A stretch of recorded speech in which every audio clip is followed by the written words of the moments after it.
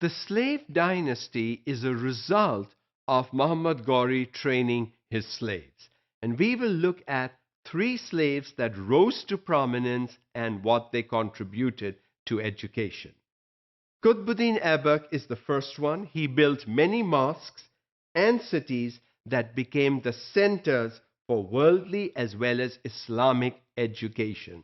So here is a slave who received training, then did good for himself, rose to power, and continued the good work, building mosques, building cities, and promoting Islamic and secular or worldly education at the same time. So we see this trend in the Muslim dynasties continuing with both types of educations being offered, Islamic, religious education, as well as worldly or secular education. What is the need of the time? What do our young people need? What will they need to have today so that they are successful tomorrow when they live their own lives? He was very generous and kind to scholars and religious saints. Now, what do we see here? Scholars can be seen as teachers. Teachers should be scholars. You should know what your content area is. You should know what to do, how to do, why to do, when to do, and so on. And so he was generous with them. He promoted the scholars. If you knew your stuff, you were seen as a scholar. That is important.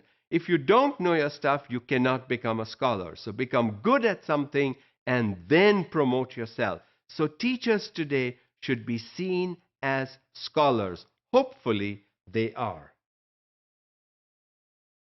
Altamash was another slave, was very fond of art and literature.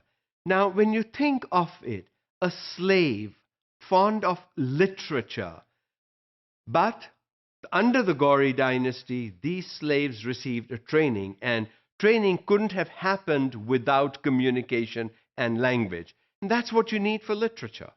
So if you want to appreciate good literature, you need communication, you need language. You have it, promote good literature. Scholars, historians, and poets from all over Asia assembled in his courts. Now, Muslims are famous. All the past dynasties, the next dynasty that we will see that they always encouraged scholars and learned people from other areas to gather in their courts, share their knowledge, and make their people better. So the sharing or the assembling of the scholars in a court was not meant to promote the ruler. It was actually meant to promote the common man, because the common man would then learn from the experiences of other scholars and learned individuals from other cities, countries, or regions at the time. And Muslims promoted that through all the dynasties. That was a key factor that you will see. Scholars gathering and sharing with one another, not hiding. This is my expertise. If I tell you, I will lose it. No, if I tell you, my expertise will multiply. That is how the Muslim rulers saw what the scholars did and promoted sharing of information and content and knowledge by the scholars. Ghiyasuddin Balban was very appreciative of scholars. Again, a third slave, very appreciative of scholars. Why? Because some scholar helped him change his life. So he was appreciative of scholars also. The proof of his love for learning is in the advice he gave his only son. And it's important. Let's take a look at it. Be in search of the brave, the learned, the wise, and leave no stone unturned to find them.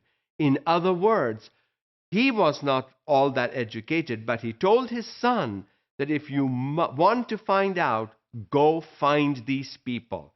Find them. They are there in the world. Find them wherever you go. Find brave, learned, and wise people, because through them you will learn what you need to learn and be successful in your life.